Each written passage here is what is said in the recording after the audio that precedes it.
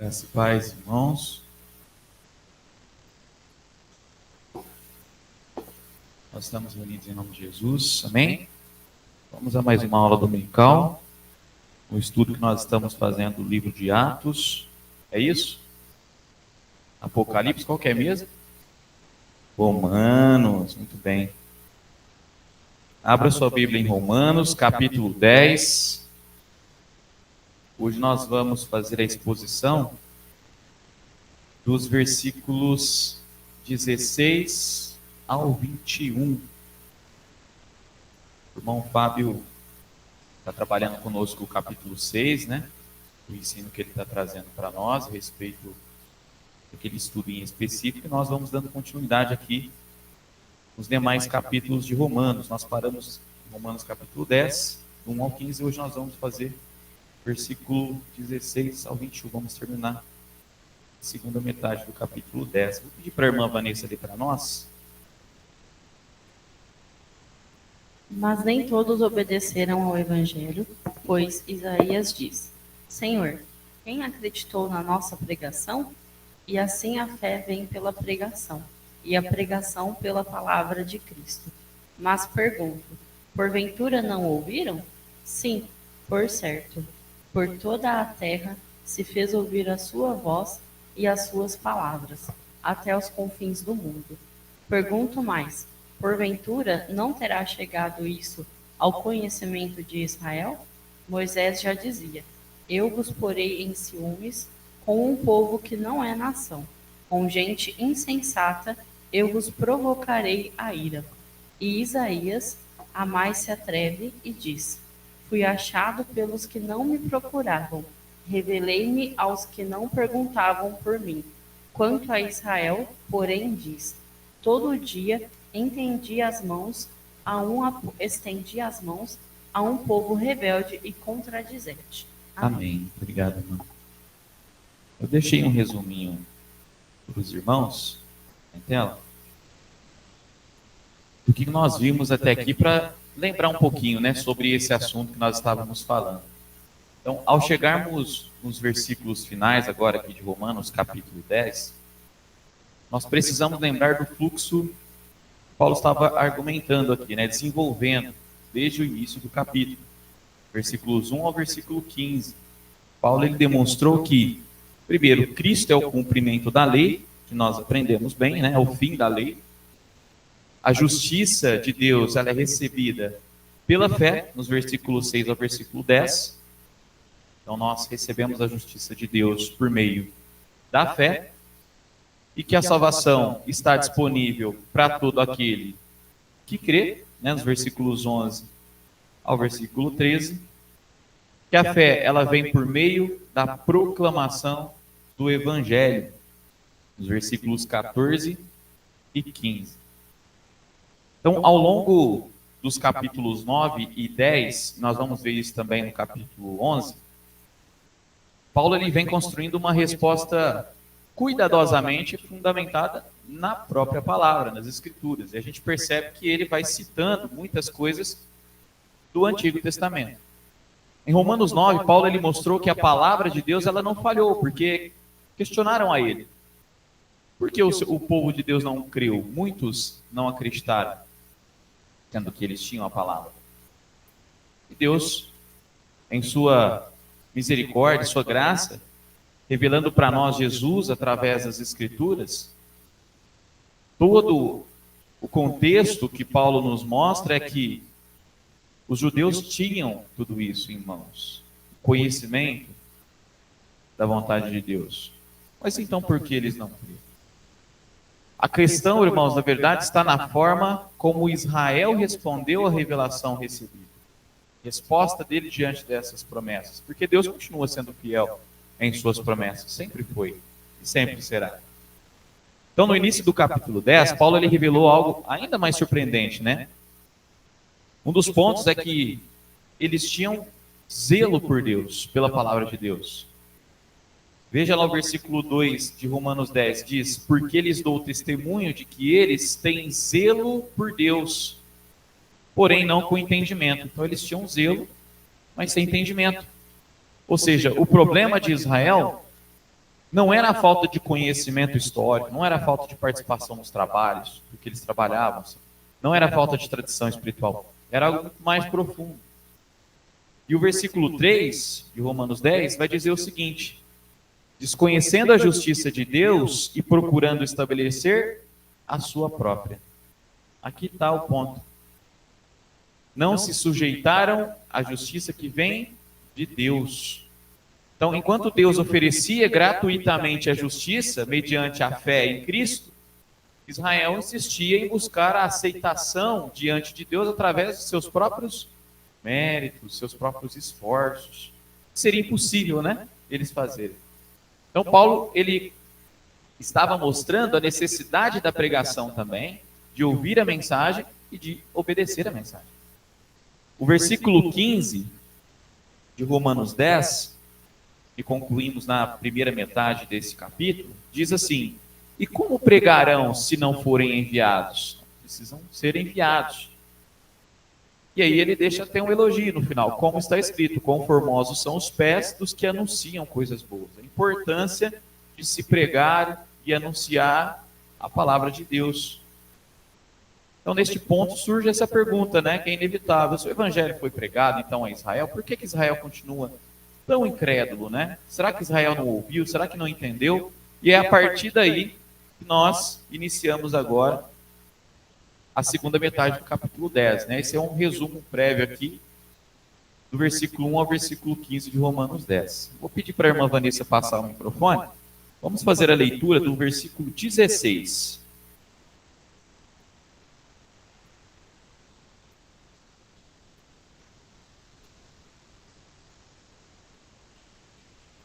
Mas nem todos obedeceram ao Evangelho, pois Israel diz: o Senhor que acreditou na nossa pregação. Obrigado. Amém. Mas nem todos obedeceram ao Evangelho. Olha a resposta de Paulo. Pois Isaías diz, aí ele cita Isaías: Senhor, quem acreditou na nossa pregação? Infelizmente, nem todos obedeceram às boas novas do Evangelho, nós bem sabemos. Paulo, ele cita Isaías 53, versículo 1, para mostrar que essa incredulidade já havia sido prevista. Quem creu em nossa pregação? Isaías falando lá atrás. E Paulo usa essa referência que eles bem entenderiam. E essa citação é extremamente significativa aqui nesse momento. Que Isaías 53, irmãos, todos sabem, ele descreve para nós o servo sofredor, né? O Messias que seria rejeitado. É um dos capítulos que revelam aquilo que ele sofreria: crucificado, morto. E também sobre a incredulidade de seu povo, o povo de Israel. Então isso não é surpresa, porque já havia sido profetizado há séculos antes. E aí ele faz a ligação com o versículo 15, né? Porque o evangelho ele foi anunciado, os mensageiros foram enviados, a mensagem ela foi proclamada, mas nem todos obedeceram.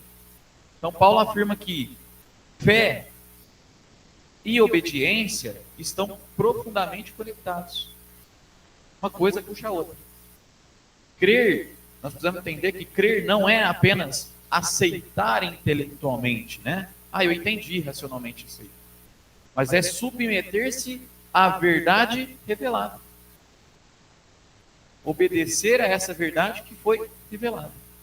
Mas eles não fizeram isso. E aí Paulo fala lá no capítulo 1, eu acho que eu deixei o texto ali também no slide. Romanos capítulo 1, versículo 5. Que diz assim: por meio dele e por causa do seu nome, recebemos graça e apostolado para chamar dentre todas as nações um povo para a obediência que vem por meio da fé, que vem pela fé. Então eu obedeço, eu consigo obedecer porque eu tenho fé naquilo que me foi revelado. E uma aplicação a respeito disso é que a incredulidade humana, ela não anula a verdade do evangelho, não é mesmo? Porque o próprio Cristo ele foi rejeitado, como sabemos, aprendemos. O próprio Isaías, que Paulo estava citando também. O próprio Paulo, na verdade, também foi rejeitado. porque estavam anunciando as boas novas. E aí no versículo 10 ele diz para nós, versículo 16, capítulo 10, versículo 16. Mas nem todos obedecem ao evangelho, pois Isaías diz: Senhor, quem criou na nossa pregação? Então, ao dizer nossa pregação, ele lamentou que a pregação sobre o Messias não tivesse sido crida pela nação de Israel, apesar de ela conter ali tudo o que eles precisavam saber sobre ela, tudo. Eu deixei num slide em específico aqui para os irmãos, depois eu posso até compartilhar e fica como lição para a semana, nós lermos, porque ficaria impossível da gente ler tudo, né? Sobre esse texto. A palavra de Deus, nós aprendemos que ela revela quem? Jesus, não é mesmo? Então ela anunciou o tempo da vinda de Jesus, nós temos lá no slide, não sei se dá para os irmãos ver, lá em cima, ó. Ele anuncia o tempo da vinda, o local do seu nascimento, o seu nascimento por meio de uma virgem, a sua filiação, a sua realeza como descendente direto de Davi. Então, a sua anunciação por um precursor, que era João Batista, até isso as Escrituras revelam para nós.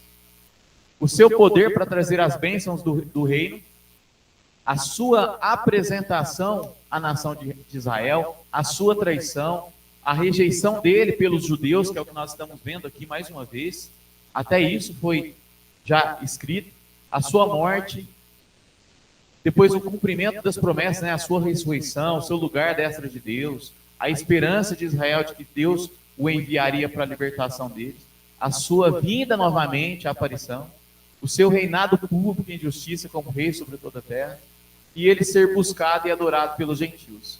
Seria impossível da gente ler tudo, por isso eu deixei resumindo aqui, mas depois eu posso compartilhar com os irmãos para a gente fazer as consultas e fazer as leituras a respeito disso. O que eu quero dizer com isso? A pregação dos profetas sobre a vida e os tempos do Messias haviam sido preditas nas Escrituras.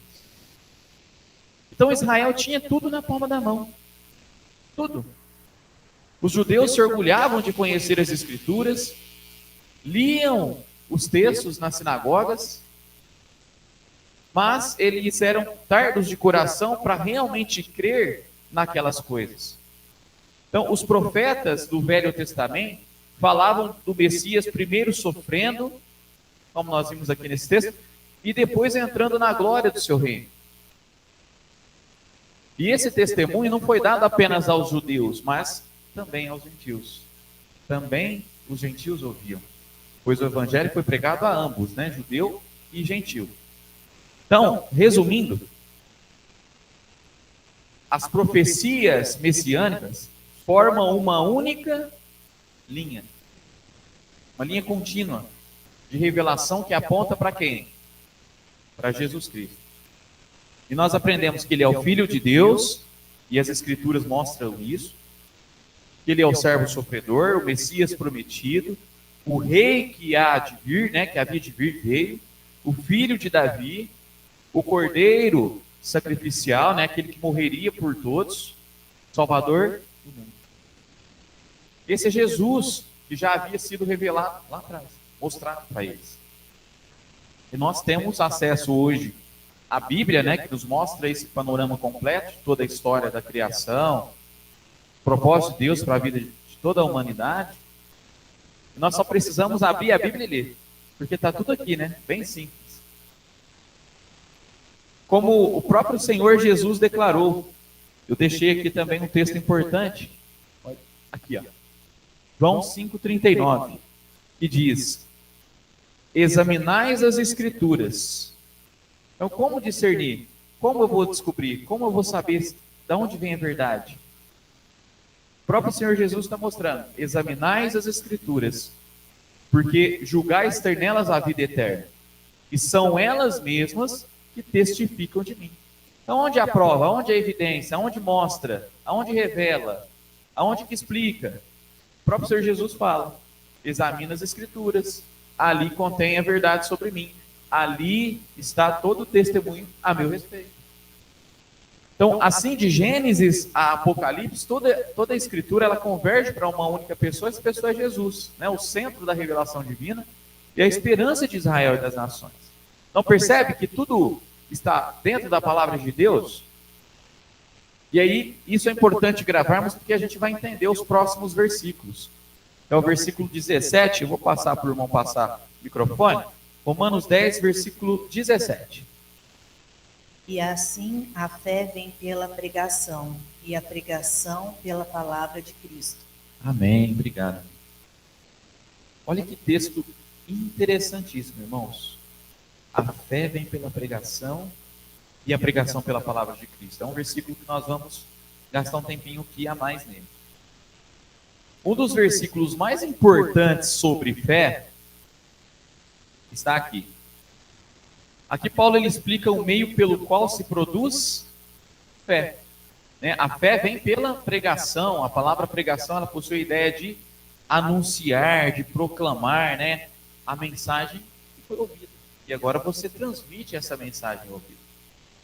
Entenda, a fé ela não surge do nada. A fé ela nasce quando o evangelho é proclamado e ouvido. Uma igreja forte, ela não é construída por entretenimento.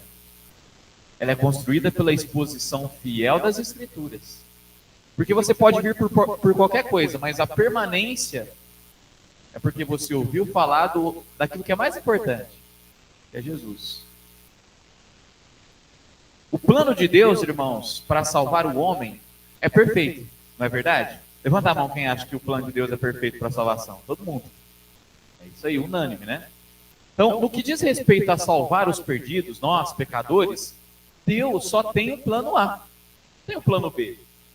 O plano A é Cristo morreu pelos nossos pecados, no nosso lugar, subiu naquela cruz, no nosso lugar, morreu a nossa morte para nos dar vida.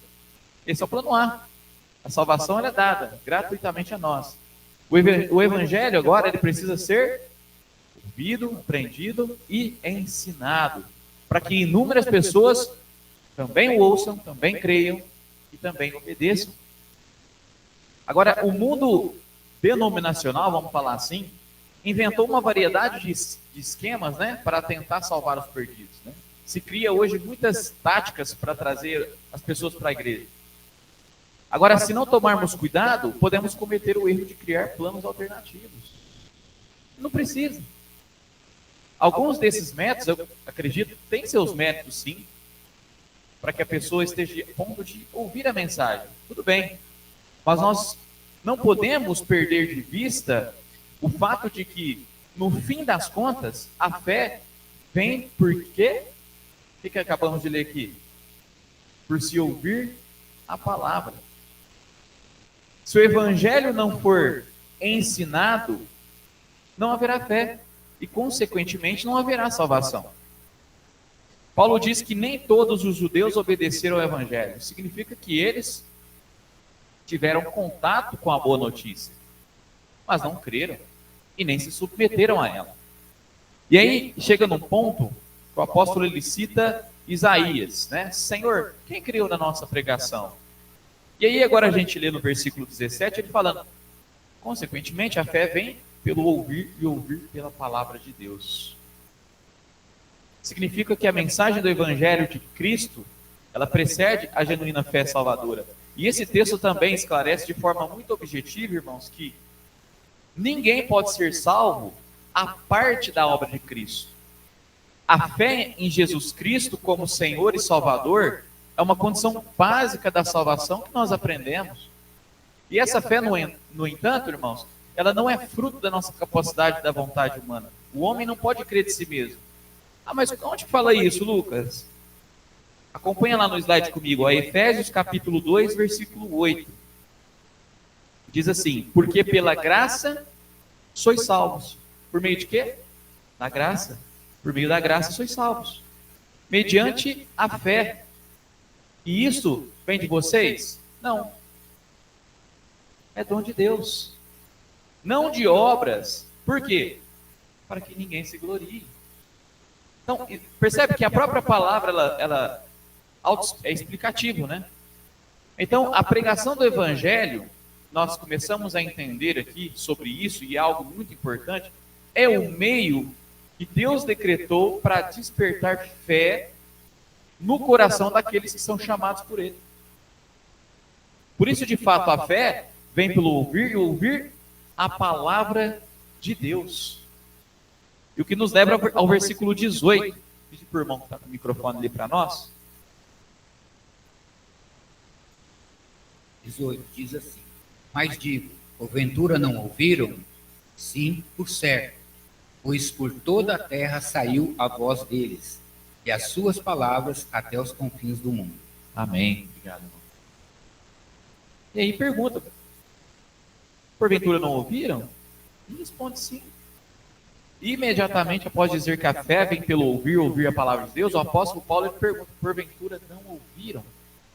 E ele responde, certamente eles ouviram. E aí ele fundamenta a sua resposta com o Salmo 119, versículo 4. Por toda a terra se fez ouvir a sua voz e as suas palavras até os confins da terra, até os confins do mundo. Para quê? Para explicar que assim como as obras da criação proclamam a glória de Deus, as Escrituras também proclamam a verdade do Evangelho de Jesus Cristo. Por isso os judeus também não podiam alegar ignorância ou desconhecimento. A mensagem ela foi anunciada através das Escrituras que os judeus conheciam e tinham entendimento, mas ainda assim eles agiram com rebeldia, com incredulidade. Então o problema de Israel não foi a falta de oportunidade, mas foi rejeição deliberada.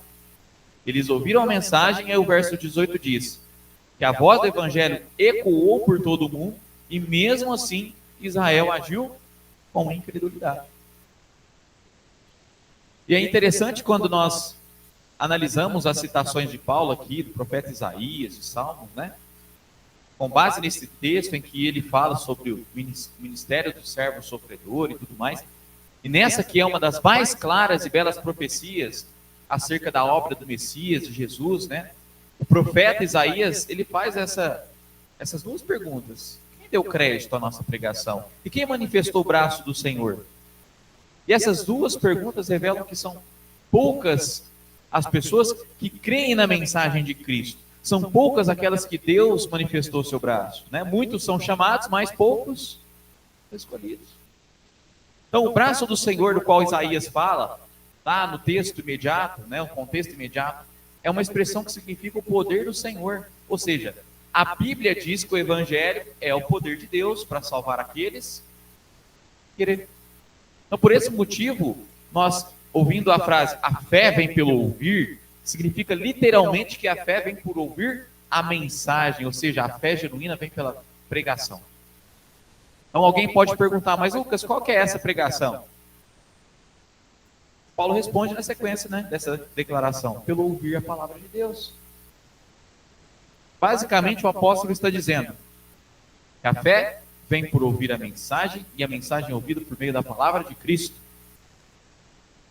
Que a fé não vem do próprio homem. Na verdade, a fé vem por ouvir, mas também não é por ouvir qualquer coisa. Hoje nós ouvimos muito se falar, né, o evangelho da prosperidade, da cura, inúmeras formas de trazer pessoas para dentro da igreja. Mas a fé verdadeira, ela requer a informação certa, e o próprio Senhor Jesus nos mostrou. Examine as Escrituras, porque está tudo ali. Vem por ouvir a mensagem cujo conteúdo é a própria palavra revelada de Deus. Ou seja, a fé vem por ouvir a mensagem e a pregação do próprio Cristo. Como Isaías 53:5. Aquele que foi ferido por causa das nossas transgressões e moído por causa das nossas iniquidades. Então, essa mensagem fala claramente que a salvação é obra de Deus e que todos os méritos são de Cristo. E eu gostaria de apontar duas coisas aqui resumidas nessas duas imagens. A fé vem pelo ouvir e o ouvir pela pregação de Cristo. Aponta diretamente para duas verdades fundamentais: que a salvação só vem pelo conhecimento de Cristo. Jamais alguém poderá ser salvo a parte do conhecimento de Cristo. Isso porque é impossível que alguém seja salvo sem ter fé no Filho de Deus. É básico. Consequentemente, também é impossível que alguém creia em Cristo para a salvação sem ouvir a verdade da sua palavra. E o segundo ponto é: o Evangelho não apenas fala sobre Cristo, mas é o próprio Cristo falando. Então a fé vem pelo ouvir, porque é a pregação da palavra de Cristo, e somente ela que gera fé naqueles a quem Deus chama em sua graça. Amém? Vou pedir para o irmão Fábio passar o microfone. Vamos terminar a leitura agora do versículo 19 ao versículo 21. Oi, pode ir? Mas digo porventura Israel, não soube, primeiramente diz Moisés, eu vos meterei em ciúmes com aqueles que não são povo, com gente insensata vos provocarei a ira. Isaías ousadamente diz, eu fui achado pelos que não me buscam, fui manifestado aos que por mim não perguntavam, mas contra Israel diz, todos os dias estendi as minhas mãos ao povo rebelde e descrente. Amém. Pergunto mais: porventura não terá chegado isso ao conhecimento de Israel? Moisés já dizia: eu vos porei ciúmes com o povo que não é nação, com gente insensata, eu vos provocarei a ira. É o versículo 20. E Isaías a mais se atreve: fui achado pelos que não me procuravam, revelei-me aos que não perguntavam por mim. Quanto a Israel, porém, diz: todo dia estendi as mãos a um povo rebelde e contradizente. Veja, a segunda objeção antecipada por Paulo, que era, embora os judeus tivessem ouvido, eles realmente não haviam entendido o que estava se passando. Por esse motivo, segundo a lógica humana, não poderiam ser responsabilizados. Aí o versículo 19 vem e diz: porventura não terá chegado isso ao conhecimento de Israel? A resposta de Paulo a isso foi que eles deveriam saber e entender porque tudo que se passara foi predito nas Escrituras, como nós já aprendemos, né? Israel não podia alegar ignorância. Eu nunca ouvi falar disso. Estava tudo ali. O Evangelho ele foi anunciado, Cristo ele foi revelado, os apóstolos eles pregaram, a mensagem chegou aos judeus e aos gentios. E aí ele diz: eu os porei em ciúmes com o povo que não é nação. Quem é esse povo que não é nação? Gentios. Com gente insensata, eu vos provocarei a ira, o versículo 19 vai dizer. É uma citação de Deuteronômio 32. E faz parte também da acusação de Moisés contra os israelitas por ingratidão e desobediência. Naquele contexto imediato ali, de Deuteronômio. E aí vem Paulo e cita isso. Moisés estava dizendo, estava predizendo que Deus usaria nações estrangeiras, em resumo aqui, para humilhar e castigar Israel. E quantas vezes nós vemos isso na palavra, né? Deus levantando algumas nações, como Babilônia, o próprio Egito. E aí vem Paulo e cita isso, falando a respeito com relação aos gentios, um povo que não é nação. Então, a entrada dos gentios também é um ponto interessante a destacar aqui. A entrada dos gentios, nós incluímos ali também, nós, na salvação, não foi um plano emergencial, Não foi algo assim, nossa, não deu certo com Israel, vamos criar um outro povo. Não foi isso. Ela já estava prevista na revelação bíblica. E aí Paulo, no versículo 20, ele diz: Isaías a mais se atreve. Então ele cita Moisés e agora ele cita Isaías, dizendo: fui achado pelos que não me procuravam. Os gentios procuravam a Deus? Não. E aí ele continua: revelei-me aos que não perguntavam por mim. E essa citação agora é de Isaías 65. E no contexto original também, no contexto imediato, as palavras provavelmente se referiam a Israel rebelde também. E Paulo reconheceu nelas um princípio aplicável aos gentios. Porque ele traz essa referência aqui agora. E eles entenderiam. E os gentios que não buscavam justiça ou não perguntavam por Deus, alcançaram essas duas coisas, porque permitiram que a mensagem do Evangelho tocasse em seus corações.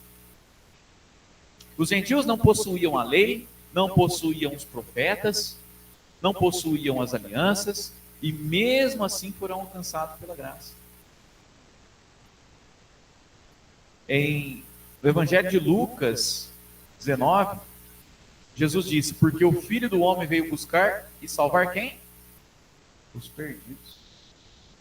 Então, o problema, em termos mais simples, foi que os judeus eram um povo teimoso e um povo rebelde. Mas aí, quando nós paramos para pensar nos dias atuais, né? Nós, enquanto cristãos, muitas vezes agimos assim, né? A gente é teimoso, gosta muito de obedecer algumas coisas, passa batido. E Paulo usa outra citação no versículo 21.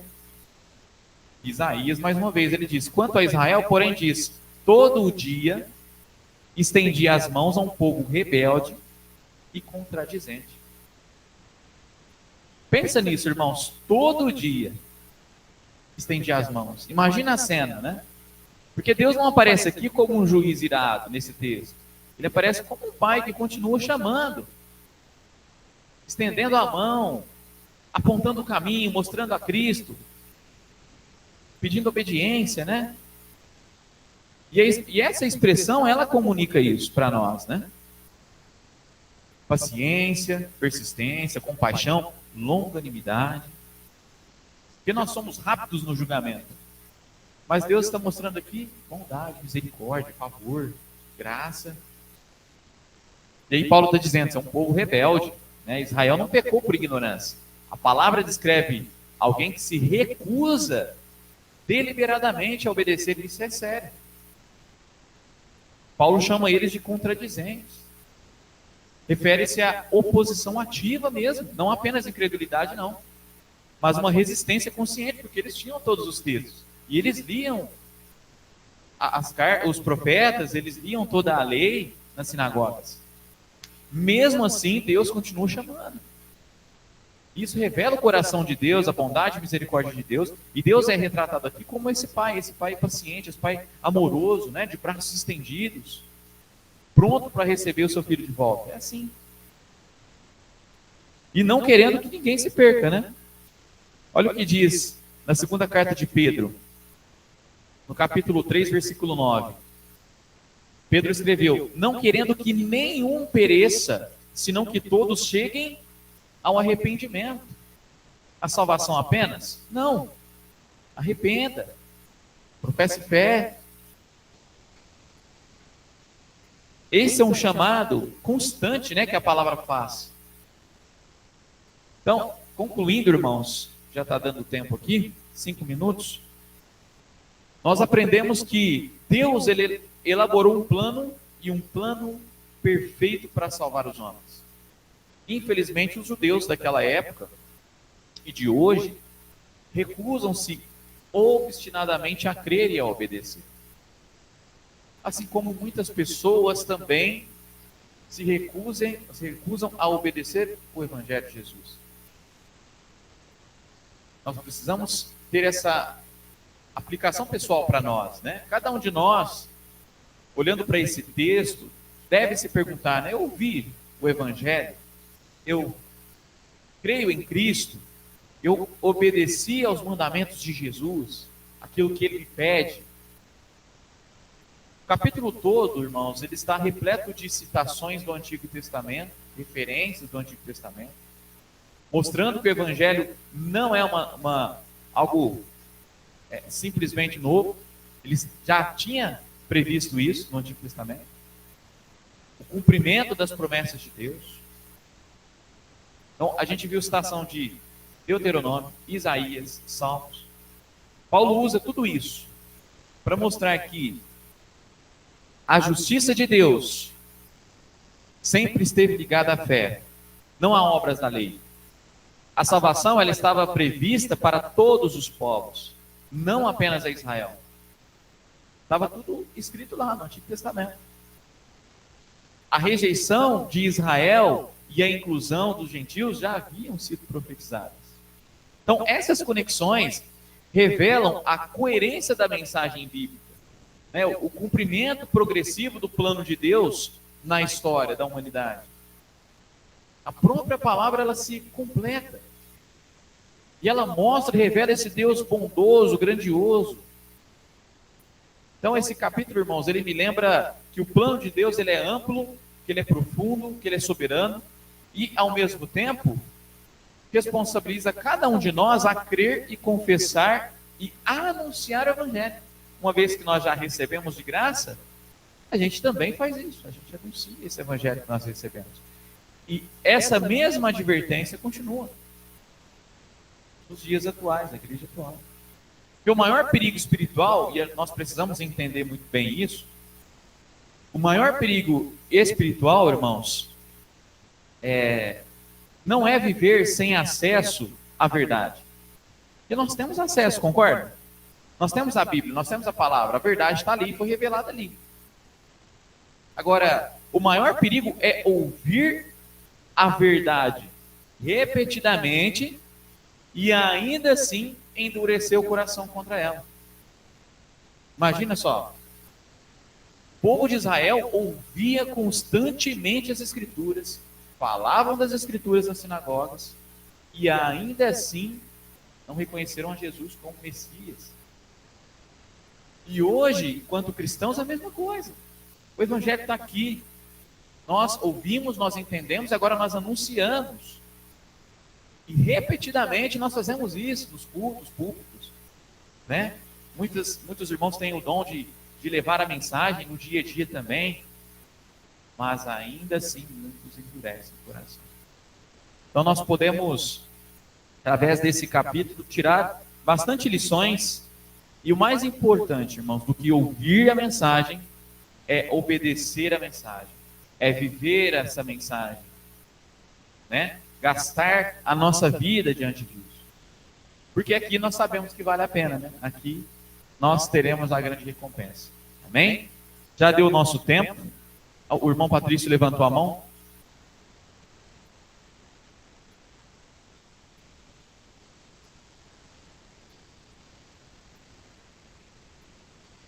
É isso aí. O sol brilha para todos, né? E tudo isso é bondade e misericórdia de Deus. Amém? Nós vamos fazer uma pausa para o café, depois nós já voltamos para o culto de adoração ao Senhor, em nome de Jesus. Amém?